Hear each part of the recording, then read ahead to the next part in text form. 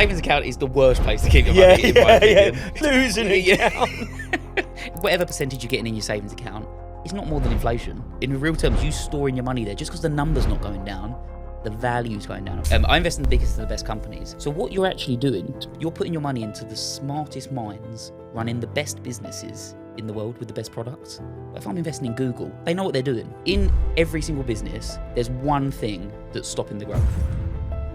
Like, there's one main thing. So the business will grow until it hits that constraint, and then you have to solve that, and then it'll grow to the next constraint, and it'll just keep, it's like a cycle. You never solve everything, but yeah.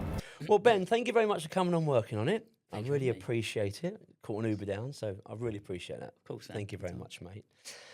Let's start at the beginning. Investment. What got you into it in the first place? For me, it was always a way to not get into a 9-to-5 career. And as silly as that sounds, it was from a very, very young age, I was so desperate to not have that lifestyle that I saw so many people around me hating. Yeah.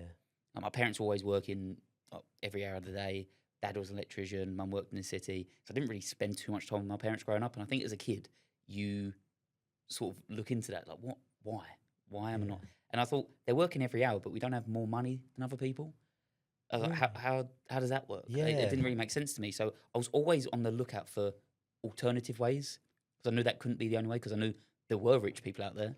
What were they doing that we weren't? Yeah. So that actually sort of led me down the road of business, investing, and it was well, obviously changed the direction of my life. Yeah, exactly. It's funny you mention that, actually, because well, it's like controversial or what, but Andrew Tate says the same thing, doesn't he? With he used to get like quite peed off about seeing a guy in like a Ferrari, and he goes, our mum can barely pay the bills. This guy's rolling around in a 200 grand car. You know, we're missing something. So it's genuinely that, right? Not saying you're not Andrew Tate. You're not, nothing like that. But what I'm saying is, but that mindset though, that awareness, I think that's brilliant. But I think you're kind of born with it, aren't you? Because you had it at quite a young age, I guess. I was really young, but yeah. I think also what helped me, because I wasn't with my parents too much, I was with my grandparents a lot. Yeah. And the happiest people I knew were my grandparents. And my granddad always ran his own business. And in my mind, I equated that to, so business is good, getting a job isn't good. Yes. So it was a really young age, but just so naturally that happened for me. Yeah, yeah. And thank God it did. Yeah, exactly. Yeah, that's it. Yeah. So did you go for like university, or did you, what kind of led you down the investment? Like now you're like, okay, I don't want the 9-to-5. Yeah. What led you down the path of like investment and finally getting to where you are now? So weirdly, I'm not that much of a planning person, but I had the whole strategy planned out. Yeah. Like even from probably in primary school, I knew which degree I was going to do. I knew where I was going to go. So for me, I wanted to do international business at university. Now, say what you want about university. I wanted it for the experience and to live abroad, because I always wanted to move to America. That was when I was a kid. I was just thought, the US, that's incredible, right? And Everything's I knew great over there. Yeah, it's all better over there. But I knew there was this university degree called international business that if I did that, I could live abroad for 2 years, and that was like the gold standard for me. So throughout school, A-levels and everything, it was just, I'm just doing it to get to that. So it was quite a nice target or goal to get to.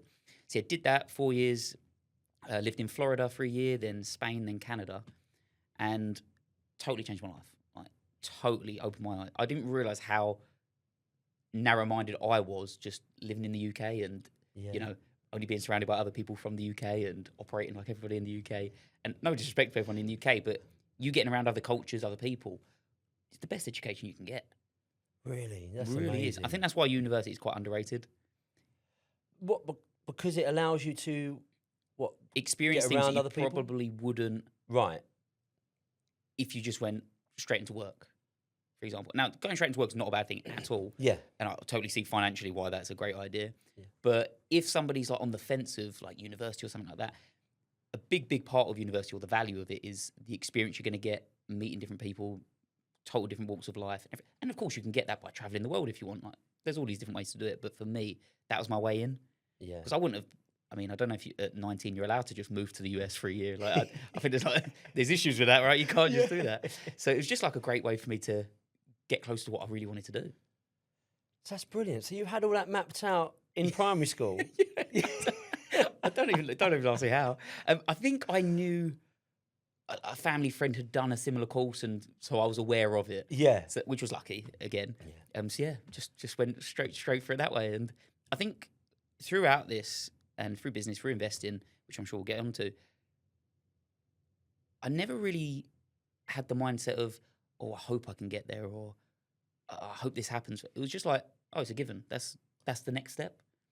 And that's really, really served me well, I would say, in all of this, particularly with the investing, because obviously after university, thought, oh, I'm going to start my own business. Realised you don't actually learn how to start a business at university, funnily enough.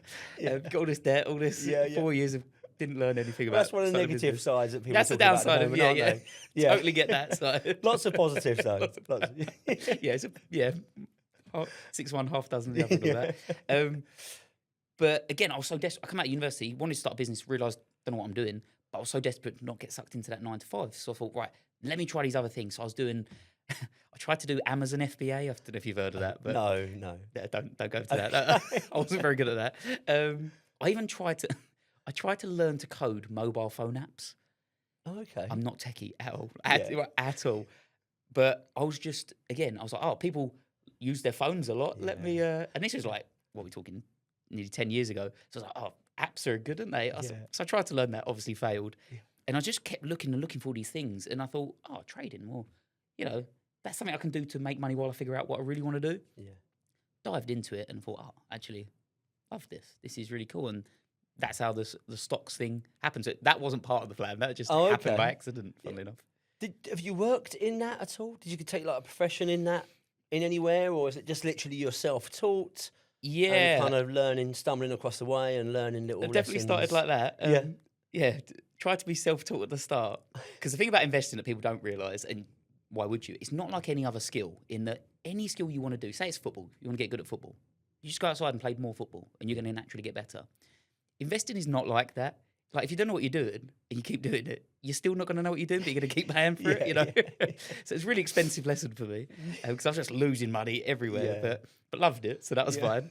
But then, I started doing courses, coaching, mentoring, etc. Because, well, you and I both invest in our personal development a lot. And I realised, actually, and this is a phrase I say quite a lot, actually, in life, there's always a cost to every action and inaction. And you're always just choosing which price you'd prefer to pay. So the phrase I use with that is like, either way you pay. Okay. It's a bit of a mantra for me. Oh, that's a good one. Yeah, I like it. Either way you pay. So what do you mean? So at that time, let's talk about me investing. Because I didn't want to invest in my education, I was doing it on my own because, I'm going to get better at this and crack it. But I was just losing money. So I was still paying by making mistakes. Whereas I could have just put that money into my education and learned to do it properly. So again, you're always deciding which price you'd prefer to pay. And I actually look for a lot of things in life like that now. It's quite a nice lens to make decisions from, because it's really binary. It's like, oh, if I make this decision or not, I'm paying a price one way or the other. So which would I prefer to pay? And it's quite a cool way to look at things. Exactly. So like, let's say, for instance, if you went out with some friends and you might not be getting on well with them, etc., but then your option is either to stay in alone, that sort of thing. So exactly. Could be why not anything two like options, but actually going out and letting my head down, etc., is probably the better thing. Oh, okay. I see what you mean. Yeah. And either way you pay. Either way you pay. It's brilliant. You have to copyright that one. But I mean, so you didn't do any, didn't go into any business other than the trade tribe I'm talking about before. Yeah. Didn't work in like Wall Street. No. Or well, I did a bit of the city. I was fortunate. 2 bits of work experience. So I've never had a proper job. Okay. That goal of not having the 9 to 5 is still intact at the moment, right? Touch wood and all that. But I did get to do 2 different work experiences. One was at HSBC in Canary Wharf, like the main building, which did open my eyes to the finance sector a lot more when I was very young, that was. And then the second bit of work experience I've done is when I was living in Canada, I was actually living with an entrepreneur and being part of his business. It was a friend of the family, and he just gave me this opportunity. He's like, I know you need to live abroad. Do you want to come and work for me? And I was like, of course. Wow, why wouldn't you do it? What an opportunity as well. Yeah, and like seeing a business from the inside is totally different to reading about in a book. Yeah, right? Exactly. Yeah. So it was like the best work experience I could have possibly had. And again, he was somebody who had taken a lot of risks, like ran a business, was investing as well on the side, talking about money a lot. And I was like, wow, I've not been exposed to this at all. Yeah. in my back home. So that was really, really eye opening. And again, probably a lot to be said for that, to have people around you that are doing it already, Yeah. that can show you the way. Do you know what's amazing though? Is like you. I think you've probably got this mindset that I think it's probably born with, because you don't see obstacles, you just see avenues and opportunities. Like, because you said that you said at the beginning, wasn't it? Like the way how you kind of like you thought that okay, I want to do this. Didn't really see any obstacles or negative sort of like like pushbacks or anything like that stopped you from actually going for it. You know, people will sit there and procrastinate for hours and days and months, whatever, before they actually do it. And you didn't. Like even like, I've no knowledge of how to fix an app, but I'm going to give it a go.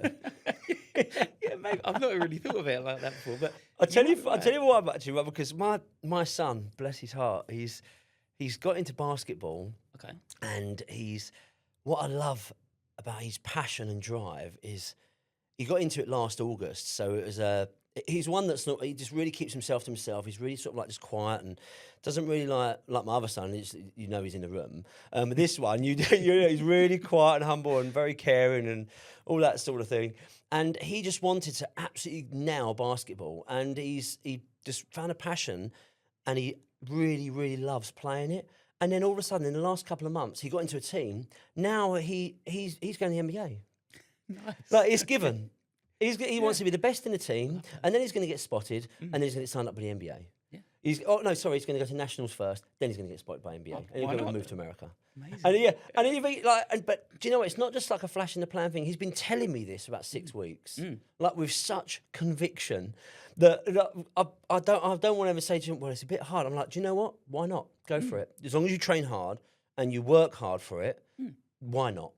You know, and it's absolutely amazing. Like, but I think people have that in their mindset at such a young age, similar to yourself. Yeah, I mean, clearly, good parenting to get a kid like, because a lot of kids aren't like that, like, right? And genuinely, so hats off to you to encourage that and facilitate it, because I think, and obviously I don't know your family life or anything, so I'll speak from mine. I'm guessing you have quite a good life, quite a comfortable life. Yeah, the family. Yeah, I would say in the best way possible, which is great. I am really grateful that I also had quite a, like, I don't have a sob story, like hardship. As I said, we weren't rich, but we weren't poor, so it's just quite a comfortable upbringing. I think that really does help a kid in the sense of, I know people struggle a lot out there at the moment, particularly in today's world. Like, there's a lot of hard things going on, and I think that really does a bit of damage to people's mind. Like, they automatically think life is hard because they've experienced that, and I totally get that. Whereas if you're fortunate enough to be shielded from that a bit, you do see the world a little bit more like, well, rose-tinted glasses, like, opportunity and everything, and you don't have that thing holding you back, which is brilliant. Like, it's the best gift you could really give a kid, I think. Yeah. So that's amazing that he's doing that. Well done, man. Yeah. No, well, yeah, and yes, it's brilliant. But now I just love to have that clarity, that vision, because it's like, we've like, I think you sort of have ups and downs, and that helps you create obstacles that are actually not actually there, you know, come on, Well, that's it. Yeah, but it's brilliant. I love it. The real world, it teaches you lessons, doesn't it? There are obstacles for all of us. 100%. I tell you, we've each had our own, you know. Of course. I've had to liquidate a company, bankrupt it, and priced up jobs. It's cost me like tens of thousands of pounds, and lost staff because of one decision I make. Do you know what I mean? It's crazy, but you learn all along the way. You do, and whether you think there's going to be problems or you don't think there's going to be problems, there will be problems, but they're going to be problems, so why worry about them? Exactly. That's it. Yeah, but you know what? I've survived all of them, so here we are today. You know, so it doesn't matter. Success rate. You know? So you said you didn't set goals, but before you ventured onto this venture or started this venture, did you have any aspirations to get certain things, or did you set yourself a timeline to get to a certain point? In terms of like material goals or business goals? I've always, again, this is going to sound ridiculous, but I've always assumed, I'm going to have a lovely house, going to have a lovely car. Like, that's the goal. So, that's what I'm going to do. Everything I'm going to do is to get to that. Yeah. So I know people frown on being materialistic and stuff, and I do get that. You don't want to be all about the material things. Yeah. But I've seen there's a lot of power in having material goals and targets as well, because they're a bit of a token of what you did to get there. And obviously, like when I'm working with clients and things, some of them want freedom for their family, time freedom, all that, which is amazing. But if someone says to me, "Oh, to be honest, I'd really love to have my dream car or something," great, go for that, because you'll do everything it takes to get there, and you'll become a better person from doing those actions. The car doesn't really matter at the end of the day, but it's who you become to get that. So I think those things are cool. So I always did have a material goal, like, when I get to that, I'll buy myself this, or when I get there, then I'll do this. And I think it makes it a bit like a game. Yeah. It gamifies it a lot more. Yeah. And so I've always tried to make things a bit of fun, at least. Yeah. I don't take it too seriously. I don't take life too seriously, really. You can't, right? It's, No, exactly. Yeah, that's it. Yeah. You're always laughing every time I see you. Exactly. So, I try to. But yeah, so the whole thing, I was always like, I'd love to have this dream house. So, like the vision boards and things like that. Yeah. Well, I'm sure we've all put those up. Yeah. So yeah, I did have those along the way too. But for me, it was always around lifestyle rather than like the actual things themselves. So I wanted to not be stuck. Wanted to have a lot of freedom. Wanted to be able to do what I want when I want with whoever I want. And a lot of my decisions have been based on, is it getting me closer to that or further away? Yeah. Because I don't want to lock myself down where I'm going to be stuck in front of a screen for 15 hours a day. Yeah. And hating my life. Yeah, that's a good way to be with that. Sort of like every decision you make is like, is it helping me towards my goal, but your vision? But then some people don't take the time out to create that goal or vision. It's so easy to not do it. Yeah. It's so easy to do it that it's so easy to not do it. That's right. Yeah. It would probably take an hour out of your life to set your real goals that you really care about, but no one ever finds the hour. It's crazy how that works, isn't it? Like, the best thing is take a walk around the block, like after some dinner or something. Yeah. If you want to lose some weight, whatever, or just go for a bit of fruit instead of something else. It's the simplest of things, and it's going to have the biggest impact, positive impact, but so few people actually do it. So true. Crazy. I'm guilty of it as well, to be fair. Like, I know probably in the mornings, if I did maybe a little bit of breath work and meditation, I'd be better. Yeah. But do I find time for that? No, never exactly. at all. I'm in a rush, got to get to the gym, got to get back to work. It. Yeah. It's crazy, isn't it? Yeah. And then you find yourself scrolling on your phone. Yeah, that's it, yeah. Normally watching bednight videos. But it's just crazy, isn't it? Like how that is. We know what the right thing is to do, but do we have the disciplines to actually do those right things? I think very seldom happens. 100%. I mean, last week, we were saying this the other day, last week I was in Vegas for a workshop, a business workshop with a gentleman called Alex Hormozy. So I'm sure you might have seen some of his stuff maybe. Or maybe Don't make out like it's just a random name. That's a big name.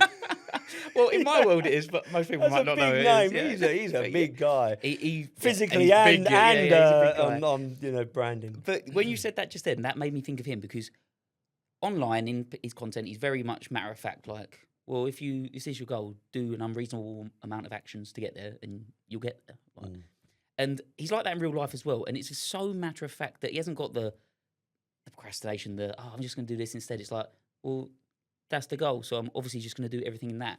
And the way to make this relevant for today, he put it as in his business as well. So they talk about the theory of constraints. And essentially, in my terms, in every single business, there's one thing that's stopping the growth. Like, there's one main thing. So the business will grow until it hits that constraint, and then you have to solve that, and then it'll grow to the next constraint, and it will just it's like a cycle. You never solve everything, but yeah. So, it might be sales, might be marketing, might be recruitment, whatever it may be. And he was like, yeah, well, what's the biggest constraint? We put all the resources towards that.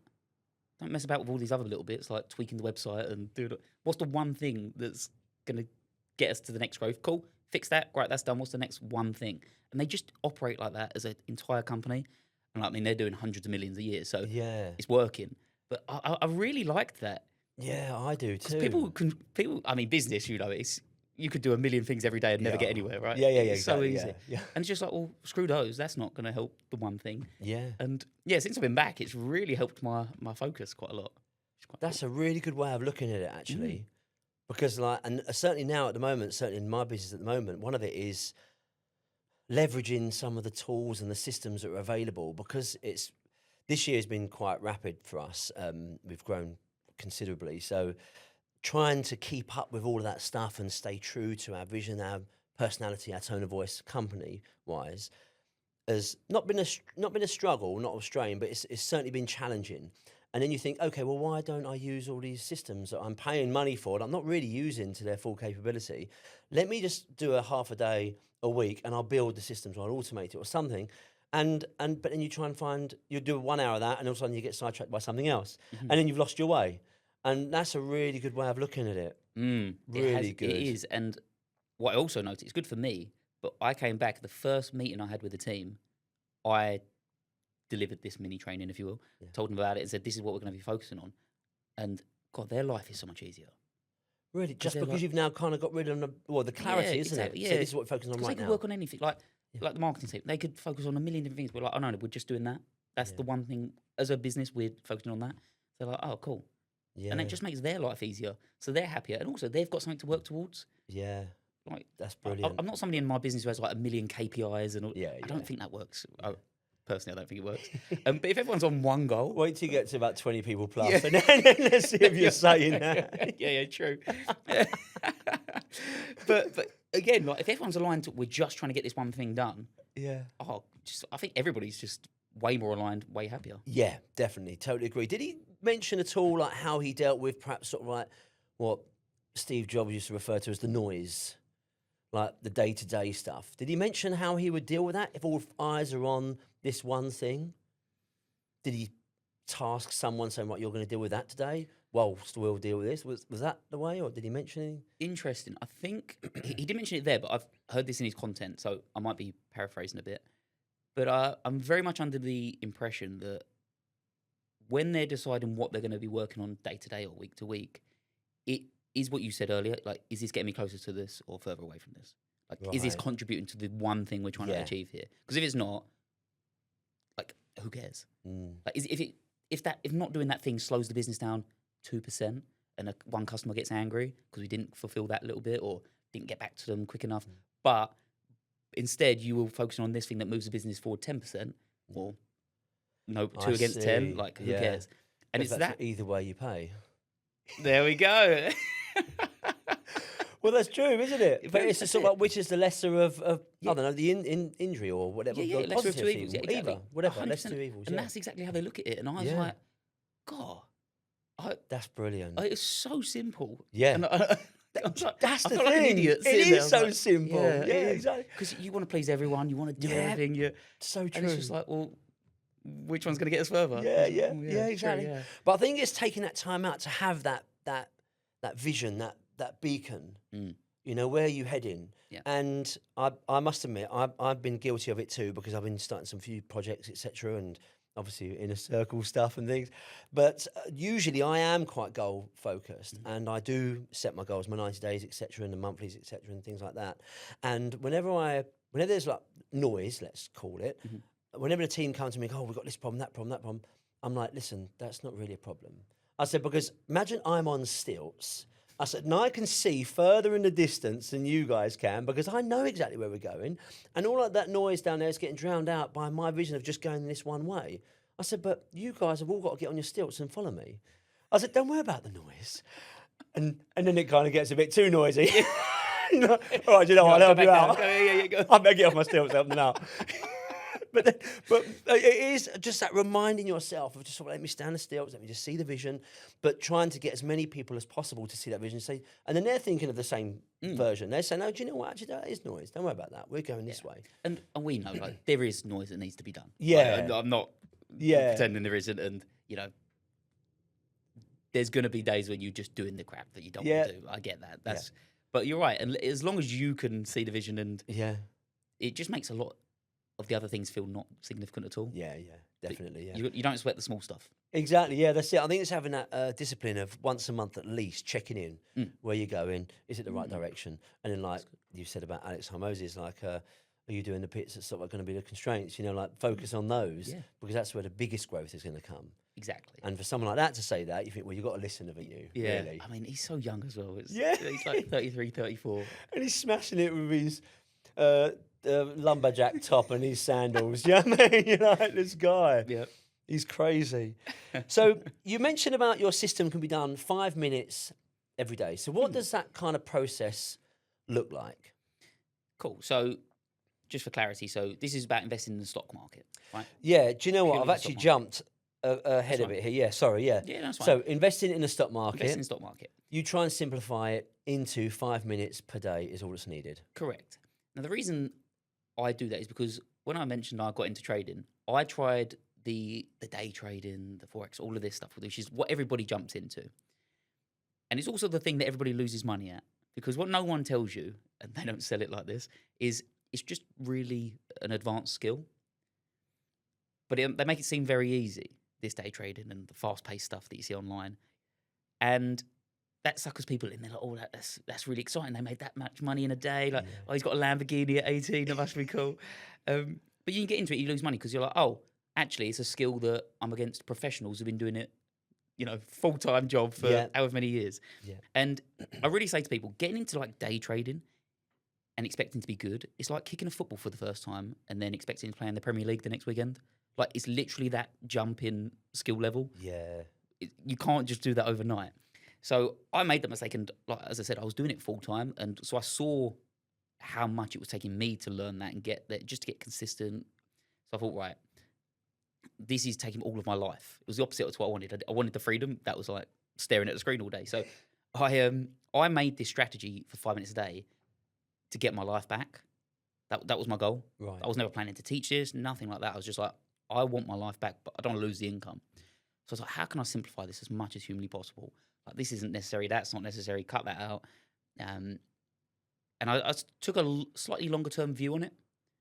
So what I do now is called medium term investing. That's how I do it. So it's not Warren Buffett, park it for 2 decades or whatever, but it's also not day trading. So we're in investments like months at a time, weeks to months. And what it just means is you don't really need to do a huge amount day to day. Because if I said to you, oh, Brad, buy this stock and, you're probably going to be in it for 2 months. Well, there's not much for you to do with that tomorrow. Yeah. There's not much to do the next day. Like, have a little look at it, but there's nothing you really need to do. So I started operating like that. And I was like, oh, this is way better. I've got all my time back and I'm not worried about anything anymore. So that was cool. So yeah, that's my approach to it. Yeah. And I've made way more doing it like that than I ever did with the much more skillful type of trading. Really? Which is ridiculous. Is that because, like, and I know we're going to get onto that about compounding with the finances, but also compounding with disciplines and daily sort of like actions, do you think? Yeah. There's an element like of 5 minutes. So would 5 minutes a day, would, let's say, 1 hour on a Sunday equate to the same results as 5 minutes? No. So, no, okay. That's interesting. Yeah. So exactly. It's like if you go to the gym every day or you go once and spend ages there. Like, that's it. Yeah, it's the same thing. No, so to be fair, the 5 minutes a day thing, you'd struggle to spend more than 5 minutes sometimes on what we're doing. Because as I said, if you've got your investments running, you're like, all right, cool. Well, they look good. Yeah, exactly. There's no point me looking again. Like, it's like trying to, toast bread twice. Yeah. Like, it's irrelevant. It's pointless. So there is a part of that, though. Yes, doing little bits every day. What it also means is you'll build the habit and you stick to it. I think what people do, they get excited about investing or trading or whatever it may be. Put money in, they spend all their time on it. Then they're like, oh, I'm spending too much time on this, or they get stressed and everything. And then they put it to the side and never look again. Yeah. Whereas if you're like, oh, I spend a couple of minutes every day. Well, everyone's got a couple of minutes to make money. So if you're just doing that and you're like, oh, nice. Like, making money, I can see it working. You don't get bored of it in that sense. So yeah, there's something to be said for that compounding side. And I think compounding works the other direction as well, which people don't really think about. If you're doing the really intense stuff, whether it be trading, whether it be like a really hard business, whatever it may be, you doing that every single day, it does wear you down. Like, it really does. Like, you see people get like, I don't really like the phrase, but like burnout and stuff in business and things like that. Well, that's a compound in itself, right? Yeah. You don't get burnt out from one day of working on, like, in a bad situation. It's every single day, just constant. And I found trading got a bit like that too. Like, if you're doing something you hate or at least causes you mental stress, whatever, it compounds. Yeah. Right? So you've got to think, either way you pay, if you will. I like this. I need to write this down. That's a good saying, mate. Someone might take that. Yeah, don't post this anyway.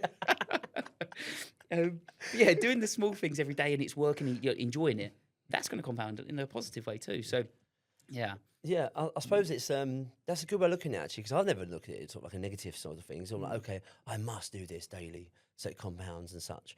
But never really thought about that. That's a good way of looking at it with the burnout stuff. Like on the hamster wheel, it's constantly going around and around. And eventually, you just fall off because you've just gone too far. Yeah, no, that's a good way of looking at it, actually.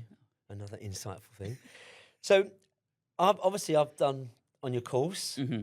And can I just quickly say, like, I was speaking to a couple of people the other day as well, and I was just saying like how well polished it is. Oh, thank you. Honestly, I wondered what you were going to say then. I was like, when we had the first sort of, like, discovery call or onboarding call, it was like, okay, yeah, you go. It was like you was in the room. You was like, okay, you press these 3 little dots on the top right of your Chrome, and you go create file, and it was like, we're going to put that in. And it was like, this guy, man, like 20 minutes just set me up, like I'm done. It wasn't my first call, I'll be honest. Yeah. I kind of understood that, and I was like, but it's just such a well polished service, and I think that's I think it stood out, and it was really, really good. Thank you. So yeah, I do appreciate that. But like, I have to say, it's because I keep it simple as well. Like, if I made it really complicated, I wouldn't be able to deliver it well. I wouldn't be able to deliver it well at all. Yeah. So, like, simplicity is everything in my life. Honestly. Yeah. Like, And even on the course, it's very, very simple. Like one main thing per day or per session. And sometimes you think, okay, I've got that after 20 minutes. You mean, but because it's repetitive, you say, right, okay, you have a go and so on. It really, really digs into you, so you grasp it better. Yeah, I think, and this goes for any way people learn things. People like to cram and do things in one go, and you can go on like a 2-day, 3-day course, can't you, and try and learn everything, but how much you retain is not a lot. Whereas you're right, I teach it like over a 12-week thing. You could do it. Of course, you could do in like 2-3 days if you wanted to really cram it in, but no one learns well like that. You've got to have like chance to learn something, have a little go yourself, let it set. Yeah. Like, what questions have I got? How can I, and I think people just learn things way better that way. Yeah, definitely. Yeah. Well, it's certainly for me anyway. It's working. So yeah, I can certainly speak from experience. So let's just put some figures into it. So if I had £100 a month and I invested in the stock market, would it compound over time? Like, let's say if I put it every single month, £100 each month for 12 months, what would it kind of look like? And how would you suggest I play that kind of game? So if you were using my strategy, or just if you just put it into the stock market in general? Just in general. If someone didn't know anything and just wanted to put money in the stock market. Okay, cool. So you'd probably go for something like the S&P 500, which is, for anyone who doesn't know, the 500 biggest companies in the US. Obviously a very low risk way to invest money, right? Because not all 500 companies are going to go bust at once. We've probably got more to worry about if that happens, right? So yeah, if you were just going to do that, just put some money in the S&P or whatever, they average about 10% a year. Okay. 8 to 12, but yeah, let's say 10% a year for simplicity. So if you're putting in £100 a month, obviously that's £1,200 over the year, 10% on top of that, it's going to build. And that first year, you're like, oh, that's not really much. But then, then you've got a bigger amount. So then next year when you make your 10%, that 10%'s bigger, right? And then as the years go by, this 10%, which was before just an extra 120 quid, is now like 10,000 a year, 20,000, so on and so forth. So compounding happens whether you want it to or not. Yeah. Like it's just a law of the universe. Albert Einstein called it the 8th wonder of the world. Yeah. And I see why. So yeah, it's going to happen anyway. I think the reason I don't recommend, no financial advice and all that. The reason I don't recommend a lot of people to start putting money into like the S&P and stuff, is because 10% a year, in my opinion, is good for 2 types of people. It's good for people who have zero interest in learning how to invest, because you do nothing, right? You literally do nothing, you get 10% on average. Cool. Fine. Or somebody who's got so much money to invest that 10%'s decent. Like if you've got £1 million to put in, or 100 grand a year for doing nothing, not bad. Yeah. But for most people in the middle, I don't think it's enough to make a difference, or noticeable difference, let's say. Yeah. And I know that's not like traditional advice, but I do think being a little bit more hands-on to make, 20%, 30%, whatever, makes a massive difference. You literally fast forward in the years. Let's say you made 10% a year and someone over there made 30% a year. They've literally got like 3 years in one. Yeah. Like they're fast forwarding their life. They're bringing it 3 years closer. That compounds too, right? Yeah. So I think it's so worth to learn, whether it's stocks, whether it's anything, to learn. If you're going to invest, you might as well, learn to do it properly, right? Yeah, exactly. Yeah, and so what's the difference between stocks and the shares? They get used interchangeably, but in real terms, stock is like the overarching term. So like you could buy Apple stock, but you would buy 10 shares. So like the shares are like the individual pieces. Okay. Essentially. Yeah, people use it the same word, but yeah, it's more like the overarching and the individual pieces. So called owning shares. one Bitcoin, Yeah. what's that? Okay, so Bitcoin's crypto, which is a little bit different. Okay. all right? A little bit different. But Bitcoin's divisible, right? You can buy point whatever of a Yeah. Bitcoin. So the points would be shares, I guess. Yeah. It's not quite the same, but yeah, that's a similar one. Yeah, okay. Yeah. And so with that then, hmm what kind of, like, obviously we covered off what the realistic ROI would be, but let's say, for instance, if you've got a pension and you're paying 500 quid into a pension a month, hmm and would you be better to stop that pension and pay into stock market, or leave it there for security? And likewise for savings, let's say. Yeah, it's an interesting one, and I know everyone's got their own views on this. For me personally, I'll tell you what I'm doing. That's probably a better way to answer this because I don't want to speak for anyone else. I don't trust my future on the government. Okay, in the sense of pensions, I'm a little bit worried about them. When I get to pension age, I don't know what that's going to look like. The age itself, probably like 95 at that time or something. But also, yeah, you've got to have a lot of trust in other people to control your future. I don't really like that. I like to have control. Maybe that's the business owner in me. I'm not sure, but for me, I would rather build my own thing as well, so that like, if it goes wrong, that's on me. If it goes well, that's on me. I don't want to be having the responsibility elsewhere. I want to take responsibility. So I think building your own investments, your own pension, if you will, is a great thing to do. Now, can you have a pension on the side of that? Of course you can. Like, fine. But I would rather the majority of my wealth be in my control and accessible too. That's everything. Yeah, that's quite a key factor, because I actually tried. It was actually your fault. Uh-oh. After the calls, I was like, right, I'm going to pull some money out of my pension and some ISAs, and then I want to put it in this course. Yeah. And in the end, I couldn't touch the pension. Yeah, so I was like, okay, fine. Yeah, I mean, yeah, there's something for that. But so as I was saying, so the stock market, so as I said, you could just put it in the S&P or an index fund, make you 10%, 15, whatever. If you learn to invest properly, you can make a lot more than that. But I get people come to my workshops, and we're talking about pensions. We do talk about them a bit, and they'll say, "Oh, yeah, my pension made 3% last year."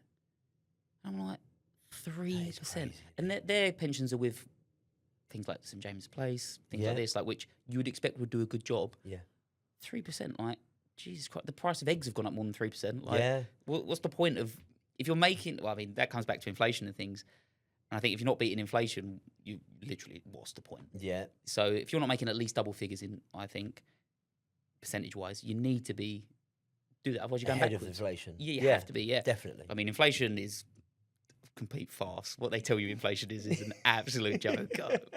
Maybe that's another conversation, but like, you can't tell me your shopping bill's only gone up 3%. Talk about compounding. Tell me about it. But in a real world, if your pension's going up 3% a year, but the price of everything else has gone up 5, 6, 7% a year, you're in a worse position. Yeah. Like you, in a very real way, your money's worth less. So what are we doing here? Like, So that's why things like that, it just bugs me because I know how much it would take for somebody to learn enough to do way, way better than that and completely reshape their future. But just no one knows about it, right? Yeah. Like, we don't learn this at school. One of my big things is I think the financial education is a joke in schools. Yeah. I know it's easy to say, and everyone does say that, but we could have taken an hour to learn like how to manage money, maybe budget a bit, what are taxes, anything like that. Considering I was in education from reception till end of a business degree, and we didn't once talk about personal finance, that's a bit concerning, crazy, right? And business as well. You would have touched on it, surely. You would have thought so. Yeah. You'd imagine. Wow. An hour somewhere. Yeah, exactly. So yeah, getting back to your question about the pension, financial education is a lot more accessible now than it's ever been. So a lot of people's beliefs about pensions and how to use money, how to invest money, is based on their parents and people around them, which are more traditional views. But the world's changed. Like, your parents didn't have access to this information. You do. You're playing a different game. But people are a little bit scared about it, and understandably, there's a lot of nonsense out there, to be fair. But if people just learn some little bits, they can make way more than traditionally they would.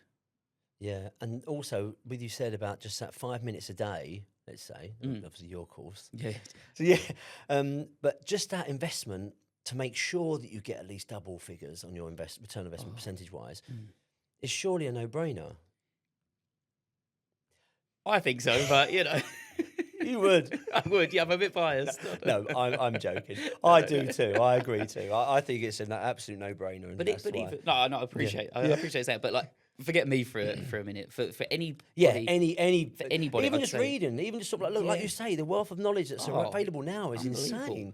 It's people are even complaining there's too much information available now, but nonetheless, use all these tools. You know, it's crazy. It really is, and there's like, if anyone was making 3, 4, 5% a year with their pension, with their future stuff, they could learn 10 minutes of knowledge and get 10, 15% a year. Yeah. Like, now, in a very real way, if you're making 3% and you learn something and get to 15%, that's 5 times more you're making per year.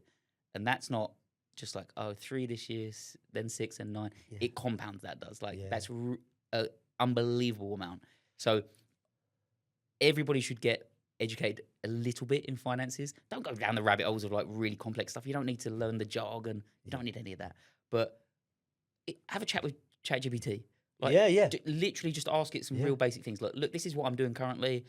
Where can you see where I could improve really easily? Like, it'll give you some good feedback. Yeah, definitely. Everyone needs to do something like this. So let's say, for instance, if we got like the £100 a month, and I'm beginning to understand how it works. Are there any, let's say, 5 to 10 stocks that would be really good, almost guaranteed? You mentioned the S&P 500. Would there be others, or would it just be the S&P 500? What about S&P 200 or this sort of thing? Okay, so the difference between the S&P and I'm talking just to get started. Yeah. Like I said, you know what? I really want to get started. Yeah, sure. Where do I start best, and what are the sort of like the factors?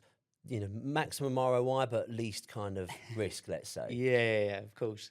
And are we talking? Doesn't want to actually learn anything? Just start. Just to start. Just start. Okay. But obviously learn along the way with ChatGPT and all this sort of thing. Maybe do a course or two at Trade Tribe. You know, that sort of thing. But if you just wanted to start, the very next day, where would you begin? Personally, starting again, I would, on day one, because, I'll make a distinction here. When you're actually learning to do real investing things, you start on a demo account, right? Which is virtual money. So people don't maybe know that this exists. A lot of the brokers you can use, which is the platform where you buy and sell shares, they'll have like a practice account. So you can do it with virtual money first, because don't risk your own money when you're learning, right? You're going to make mistakes. So do it on the demo.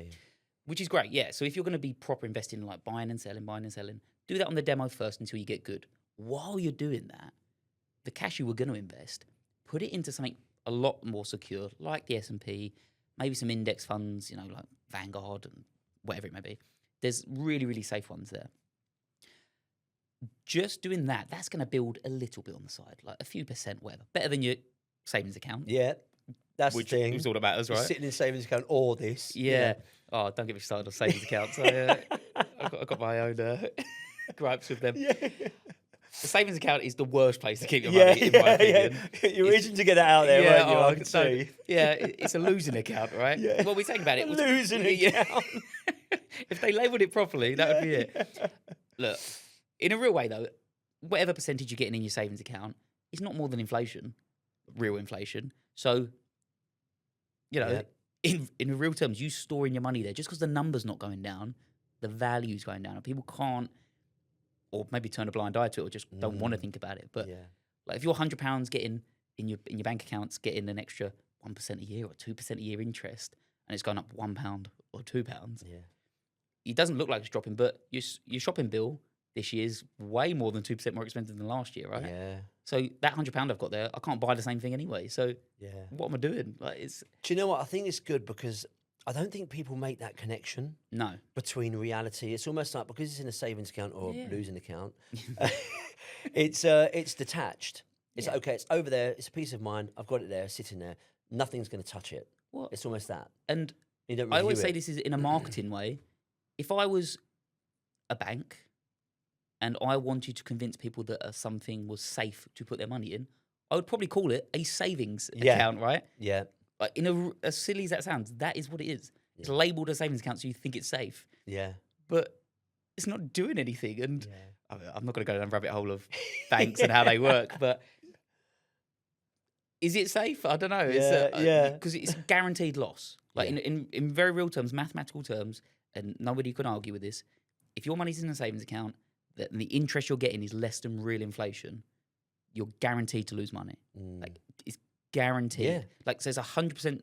Like, would you go into any investment if it said, by the way, this is 100% risk here? Loss. Yeah. Yeah, 100% of loss. Of course, I'm not going to invest in that. Yeah. Like, you buy this property, you're going to lose. You're 100% going to lose money. Well, no. Like, Yeah, what are you talking yeah. about? Of course, I'm not going to. But people see the savings account because the number doesn't go down. Yeah. They don't appreciate that. I think it's what I've been taught over the many years, though, isn't it? Oh, You know?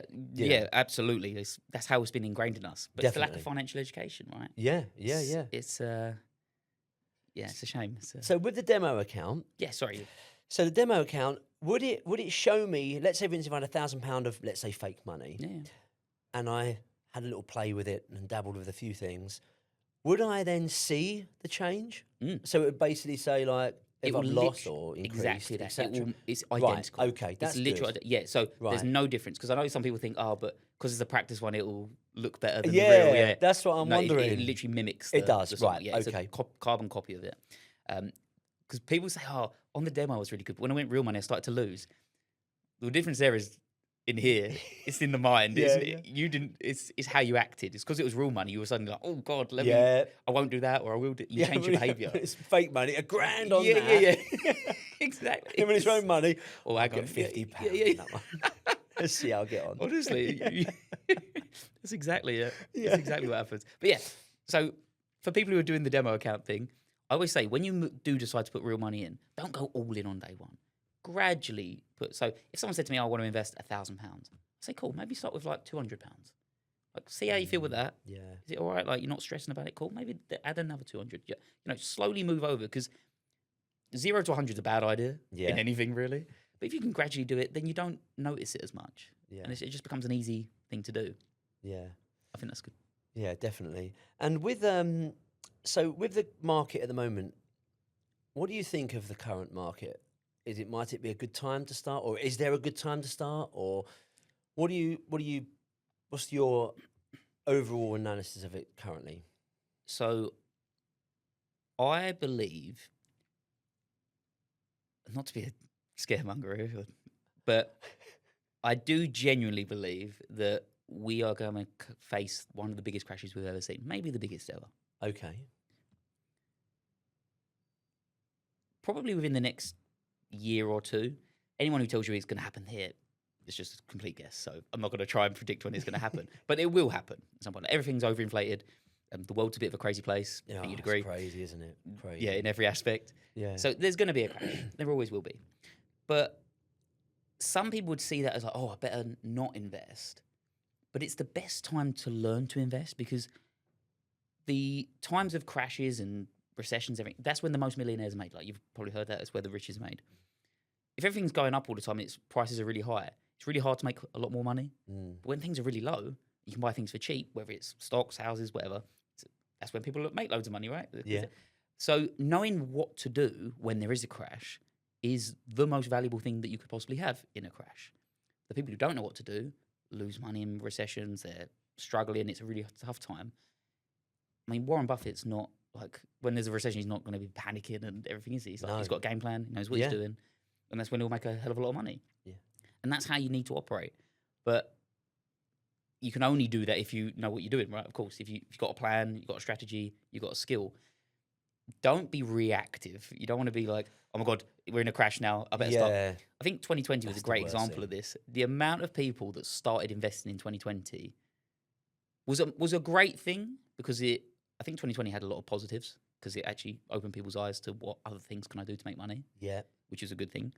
And so many people got into investing, but it was almost a bit too late in that sense. Not too late, but if they'd have known a little bit before and they were good and that, they would have made a hell of a lot more money following 2020. Yeah. That was one of my most successful years ever of investing. I think I was about 5 years into my investment journey at that point. So I'm really grateful I knew how to invest because it was a good outcome. Yeah. But if I was learning after that, you almost miss the boat a little bit, Yeah. if that makes sense. Yeah, definitely. So, yeah, I think it's a great time to learn to invest. Whether there's a crash or not, it's a valuable skill to be able to make money outside of your day-to-day. Yeah, and that was it. Like even just sort of like the little bits that we've done, like you can see sort of the way it kind of goes up and down and different markers in time, etc. You think, what happened there, and so on. And it's almost like a lot of the stuff that we looked at, it is on almost at a high, or certainly higher. And you think if it does come down, you've then seen that. You think, well, that used to be at this much, and so you've got that knowledge, that historical knowledge of seeing it. So that makes sense. I totally get that. Yeah. And I think another thing about stocks that, because I'm imagining a lot of your audience are business owners. Yeah. Yeah? That's it. Yeah. The thing about stocks is if you're investing in like a big company, we only invest in the biggest companies in the world, like the biggest and the best. That's part of my strategy, by the way.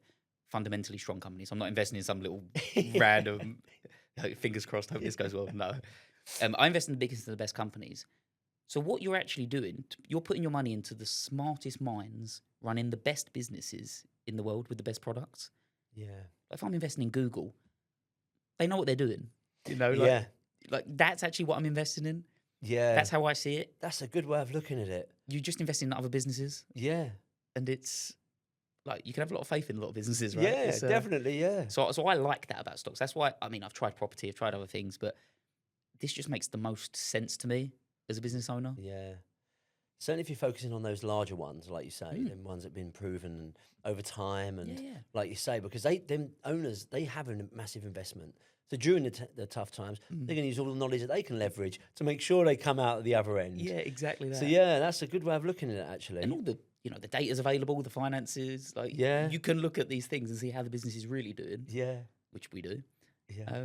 So yeah, I just see it as just more in business investing, which is great. You know that thing about you said about like kind of keeping your fingers crossed, investing in some dodgy company you don't really know. Yeah. It reminds me of that Wolf of Wall Street, but he goes, it's got this supersonic, amazing new company coming, Aerotine. It's a shed. None of them steer clear of Aerotines and all that lot. Exactly. Please, God. So with you, obviously, I mentioned here like about just do you adjust your methods in which you invest or choose to invest, or which ones you go for in a booming or a dropping market? Or I think you probably just touched on it a little bit there. Or is there any other strategies that you would adopt? Yeah, great question. So I always am a more cautious investor than I'm a more aggressive investor. And what you've seen from my strategy, we always prepare for the worst case scenario. Now, worst case scenario means like, how did it behave in 2020? Has it behaved since then? Or what's the biggest this has fallen in the past? Because if you're always preparing for the worst, well, anything else is a bonus. That's right. Right? And with that in mind, when there is the worst happens, you're like, oh, well, I was prepared for that. Yeah. So there's actually no downside to it in that sense. So when there is a downturn, great. Everything I wanted to buy at this price is suddenly on sale. Yeah. Amazing. Yeah. Which is another bit of a mindset shift people have to get in, right? People see a stock's drop 50%, they panic. But if you were saving for your favourite car and you were saving for it, you really wanted to buy it up at this price, and then you went in one day and it was actually 50% off, you'd be amazed. You'd be like, oh my God, give me two. Like, that's it. Yeah. But people see a stock do that, like, oh, hang on. I was going to buy it at this price, but now it's That's dropped. it. Yeah, exactly. Yeah, lost confidence in it a little bit. It's the same asset. Like, it's literally the same thing. So yeah, I love it. I mean, I see there's problems with downturns in markets and the world, and I get that. But for an investor's point of view, it's the best opportunities. Yeah, because I mean, it's like with your like, the levels that we do, isn't it? The percentages on the graphs that we do. It is almost like sitting there and waiting for them to come down, and then when they do, you buy more. Yeah. So it's like, it's a really good strategy actually. But what about in sort of like, so let's say for instance there is a crash, and let's just go on historical data. Yeah, sure. It drops a bit, and then after, let's say, 12 to 18 months, it starts to incline and go back up.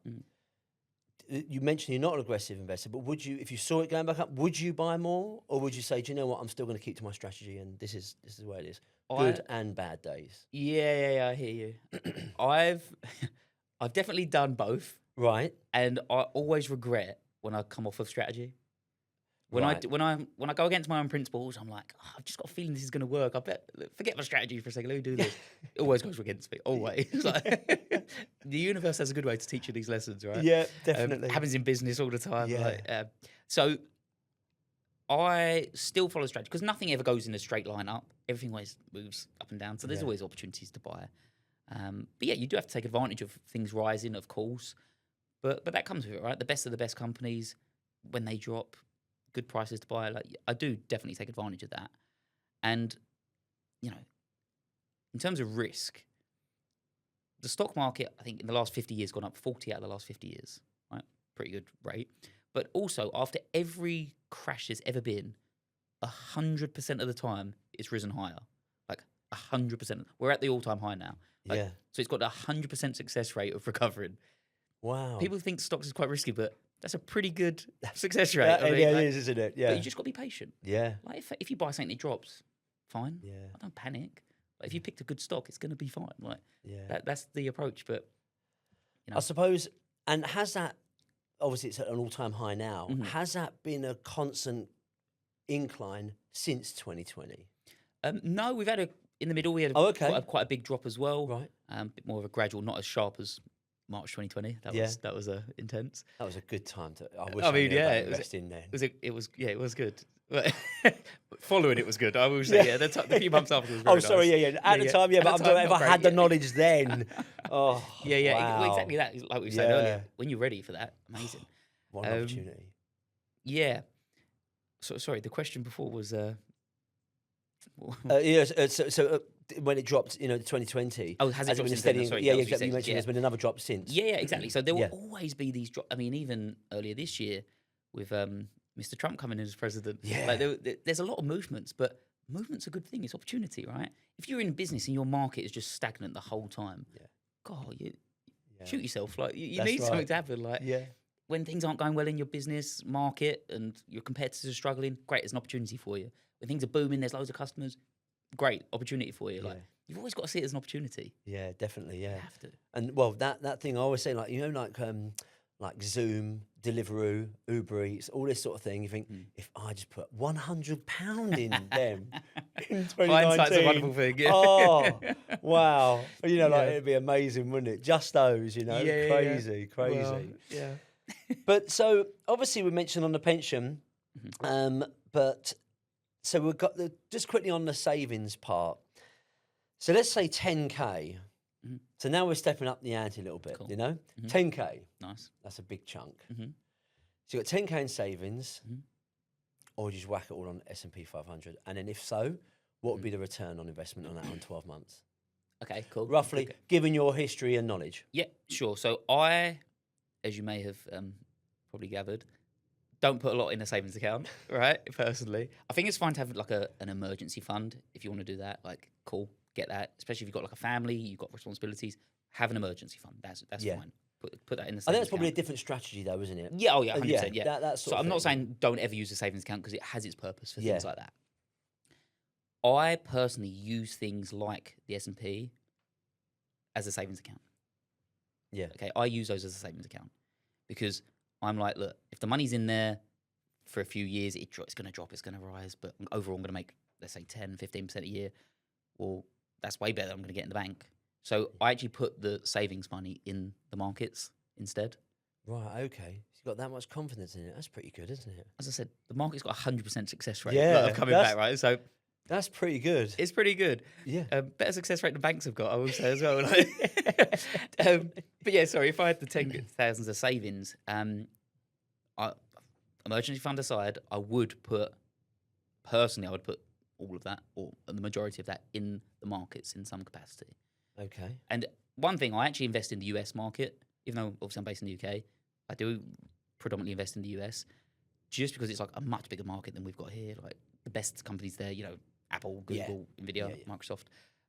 So I see that as a lot lower risk, investing in the best of the best. Yeah. But if you're in an index fund, you're in so many companies at once anyway that the risk is so low that they're Yeah. not all going to disappear overnight, all these companies. It's just not going Yeah. to happen. So, That's very true. I think if you break it down and you look into what actually makes up that yeah, yeah. collection of companies, Yeah. it's so true. You think there's literally nothing's going to happen to those I mean, for a long there's time. literally, look, the S&P 500, for Yeah. example, there's 500, the 500 biggest. Like, Yeah. like, what's going to happen? Like, Yeah, yeah. alien invasion? I don't Yeah, know. Like, yeah, exactly. Yeah. If that And happens, as you said, I'm not you worried got- about my yeah, that's savings. exactly, yeah, you've got more things to worry about.